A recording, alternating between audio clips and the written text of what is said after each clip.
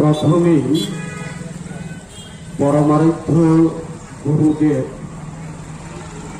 অখণ্ড মণ্ডলেশ্বর শ্রী শ্রী স্বামী স্বরূপানন্দ পরমহংসদেবের রাতুল চরণে আমার ভক্তি বিনম্র প্রণাম নিবেদন করছি।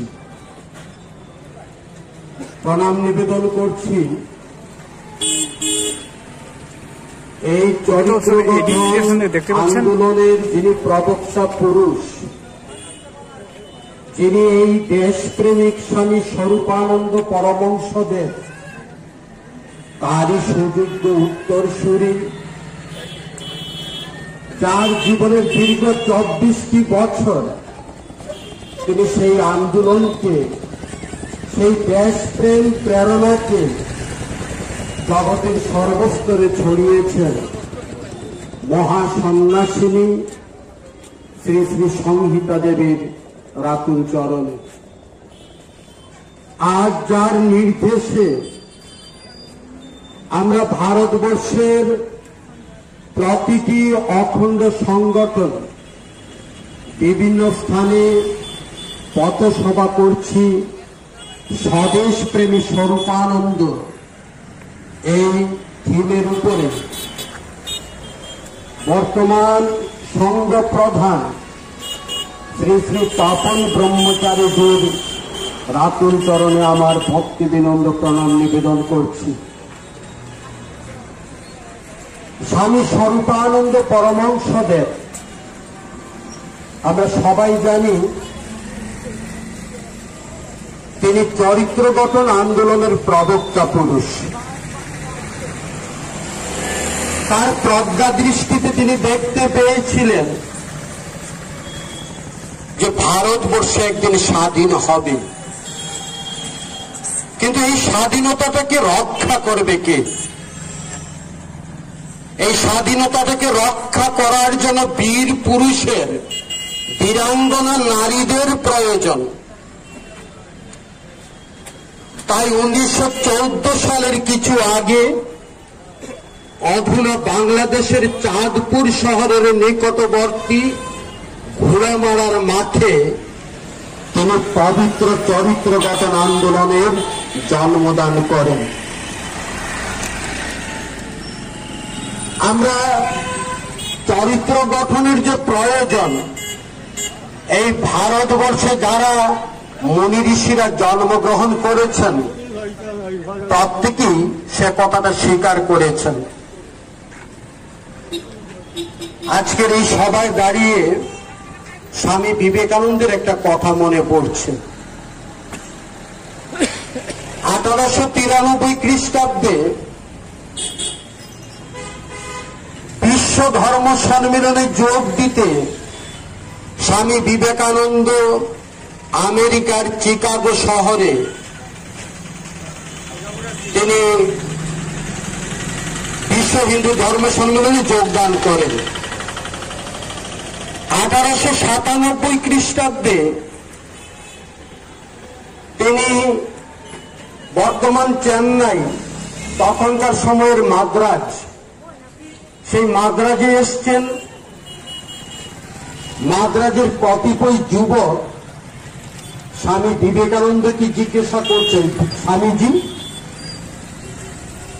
আপনি দেশের পর দেশ পর্যটন করছেন, ধর্মের জয় পতাকা নিয়ে বেড়াচ্ছেন, মানুষের সাম্যবাদকে স্বীকৃতি দিচ্ছেন, কিন্তু কোথায়? আপনি তো দেশের স্বাধীনতা আন্দোলনের জন্য কোনো কাজ করছেন না।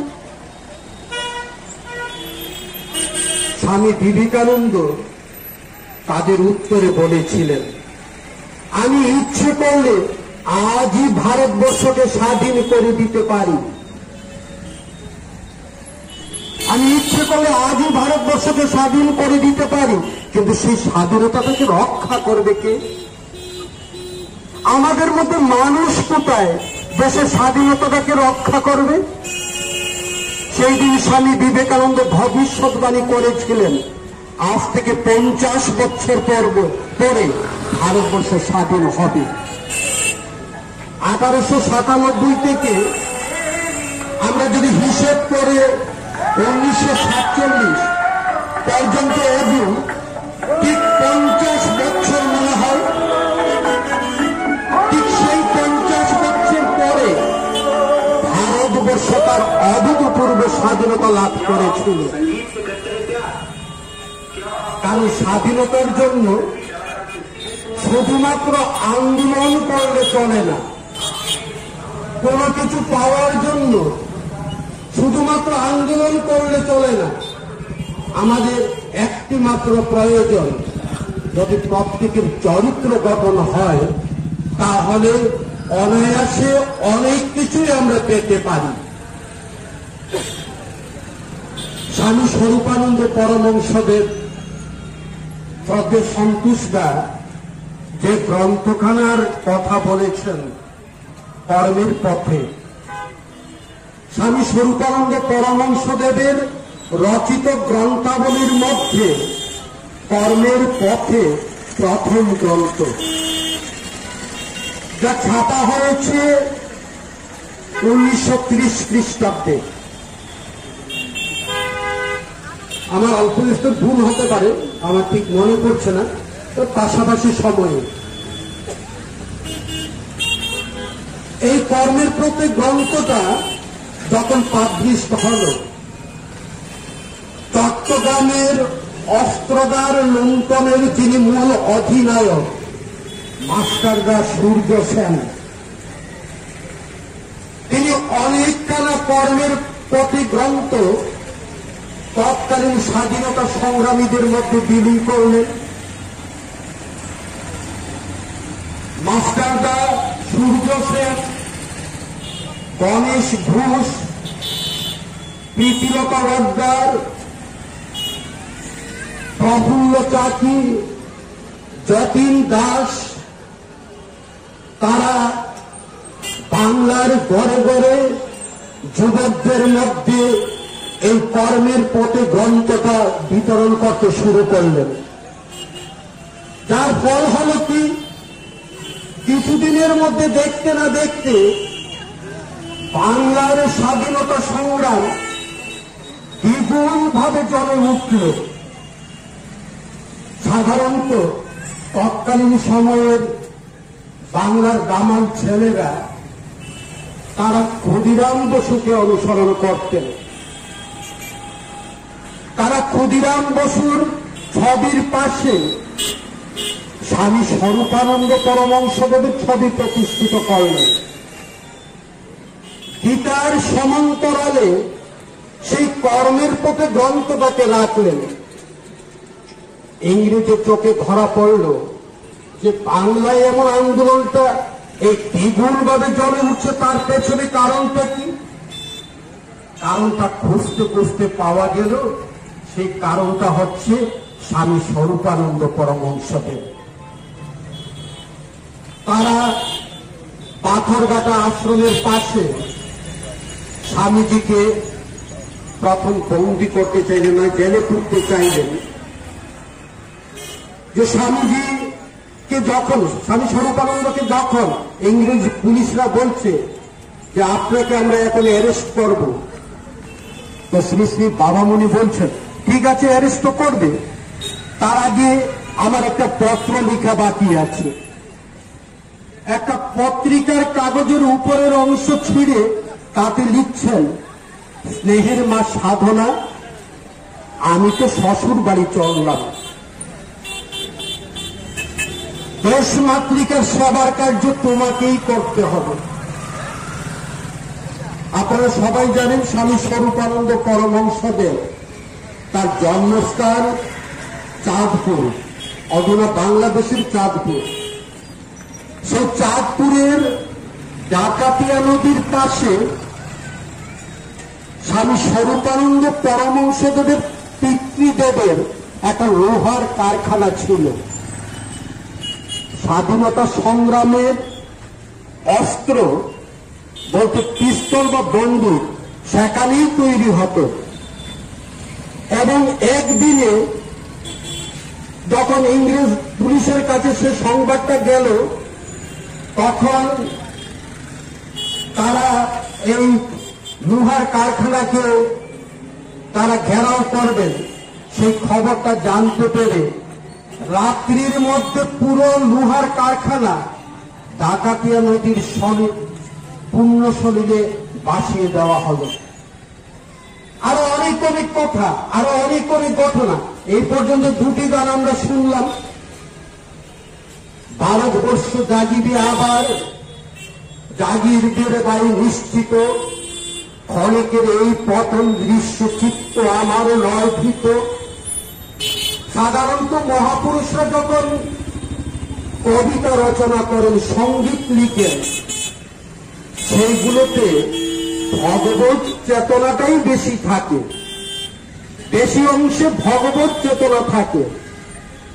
কিন্তু স্বামী স্বরূপানন্দ পরমহংসদেব যেমন সঙ্গীত লিখেছেন, কবিতা লিখেছেন ভগবত চেতনাকে উদ্দীপনা দিয়ে, তেমন সঙ্গীত তেমন কবিতা রচনা করেছেন দেশপ্রেমিকতার দাবানল ছড়িয়ে।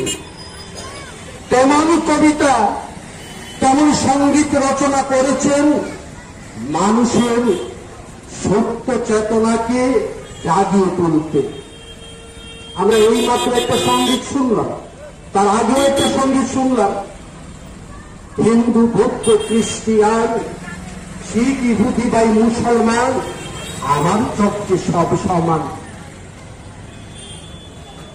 এই যে সঙ্গীতগুলো, তার বিভিন্ন গ্রন্থগুলো, তার বিভিন্ন মঞ্চে দাঁড়িয়ে বক্তৃতা, এই সবগুলো স্বাধীনতা সংগ্রামকে এমন ব্যাপকভাবে বাড়িয়ে তুলেছিল। তাই আজ আমরা বলতে, অহংকার চিত্তে বলতে বাধ্য হচ্ছি, আমাদের গুরুদেব শুধুমাত্র আধ্যাত্মিকতার গুরুদেব নন, তিনি দেশপ্রেমিক স্বরূপানন্দ। এই স্বরূপানন্দ কেমন ব্যক্তিত্ব? বিভিন্ন লেখকের উদ্ধৃতি দিয়ে যদি আমরা বলি, ডাক্তার ভার্জিনিয়া মুর, ডাক্তার ভার্জিনিয়া মুর আমেরিকার একজন বিখ্যাত লেখিকা। তিনি তার জীবনে আমেরিকার 18টা স্বীকৃত ইউনিভার্সিটি থেকে পিএইচডি করেছেন। গোল্ড মেডেলিস্ট ডাক্তার ভার্জিনিয়া মুর। তিনি ভারতবর্ষ ভ্রমণে এসছেন। ভারতবর্ষ ভ্রমণে এসছেন, ভারতের অনেক অনেক মুনি ঋষিদের সাক্ষাতে এসছেন।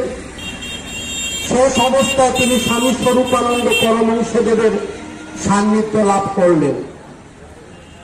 তারপর আমেরিকা ফেরার পরে তিনি একটি 4টি গ্রন্থ রচনা করেছেন, যার নামটি হচ্ছে the whole world stranger.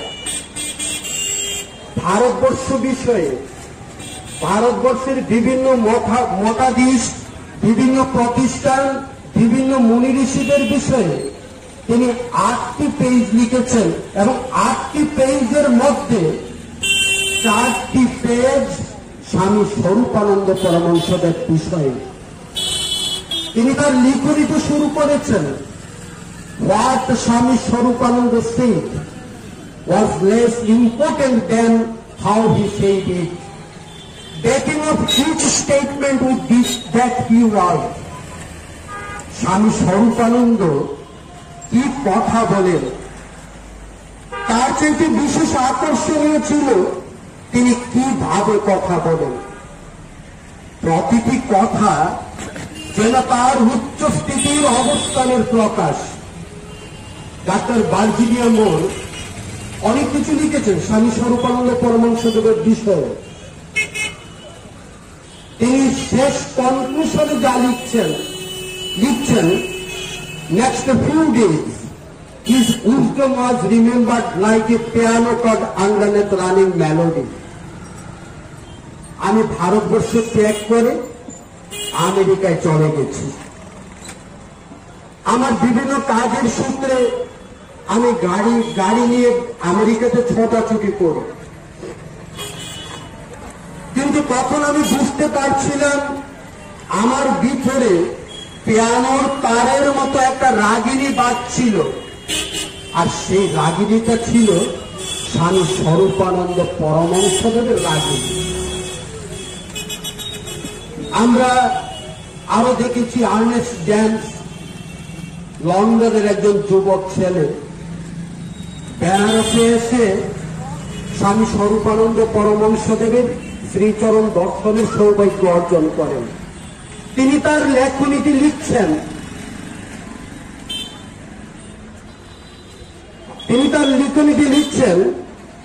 "It was the shining morn when I was reborn in the preaching of the great master Swami Swarupananda Paramahansa that whole world need today." আমি এক কিরণময়ী উষায় স্বামী স্বরূপানন্দ পরমহংসদেবের শ্রীচরণ দর্শনের সৌভাগ্য অর্জন করি। আজ সমস্ত জগতের এমন একজন শিক্ষকের প্রয়োজন। তারা কেন শিক্ষক বলে সম্বোধন করলেন? তারা কেন আধ্যাত্মিক গুরু হিসেবে মেনে নিয়েছেন, তবু শিক্ষক হিসেবে সম্বোধন করলেন? তার পেছনে একটা কারণ। স্বামী স্বরূপানন্দ পরমহংসদেব তিনি নিজের মুখে বলেছেন, আমি কখনো বক্তৃতায় দাঁড়িয়ে, আমি কখনো লিখনিতে বসে, আমি কখনো কোন সভা মঞ্চে কোথাও সুকৌশলে কাউকে দীক্ষার পরামর্শ দেই না। কেন দীক্ষার পরামর্শ দেই না? কারণ প্রত্যেকের মানুষ হওয়ার প্রয়োজন। প্রত্যেকের মানুষ হওয়ার প্রয়োজন, কারণ মানুষ হলে যথার্থ মানুষত্বের সাধনাই যথার্থ সাধনা। আমরা অনেককেই তো দেখি সকাল বিকেলে মঠ মন্দিরে যাচ্ছেন, ভগবানের নামে নামাবলী গায়ে দিয়েছেন, তারপরেও দুষ্কৃত কর্ম করছেন তারা। আমরা অনেক সংবাদ পত্রিকায় পাই।